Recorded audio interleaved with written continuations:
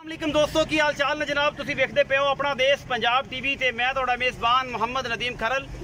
सब तो पहला अपने चैनल को करना है सबसक्राइब ते बेल आइकन ते क्लिक करना है। एक अच्छी ते बेहतरीन वीडियो का नोटिफिकेशन हमेशा इस तरह तुहानूं मिलता रहे, तुसीं वेखदे रहो। आज जनाब जी वॉइस सब्सक्राइबर की वीडियो है जनाब मेरे बड़े प्यारे दोस्त ने भाई मंसूर जर्मनी तो उन्होंने जनाब साढ़े कुछ जानवर लाए हैं तकरीबन 13 11 जानवर ते एक छोटा है जनाब माली अल्लाह तआला दे रसूल की सपोर्ट से करन लगे हैं। पूरा मज़ा है जनाब 22 फुट का और जनाब जा रहा है अल्लाह तआला दे रसूल के हवाले एक जरा पीस है जनाब उटारियां तो और नीली तो कढ़ के दिता है, घरों चो कढ़ के दिता है, मंडी चो लैके नहीं दिता अल्लाह के फजल नाल और सारा कुछ उन्होंने मैं दस्या है और विखा के तसल्ली करा के भेजते पे हैं।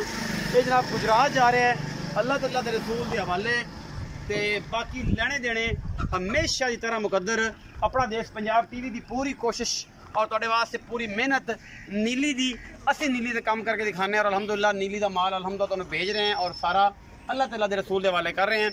अगर वीडियो अच्छी लगे तो वीडियो लाइक शेयर और कमेंट जरूर करना है, अपनी राय और अपनी आज्ञा जरूर देनी है। अपना बहुत सारा ख्याल रखा जाए। पाकिस्तान जिंदाबाद, पाक आर्मी जिंदाबाद।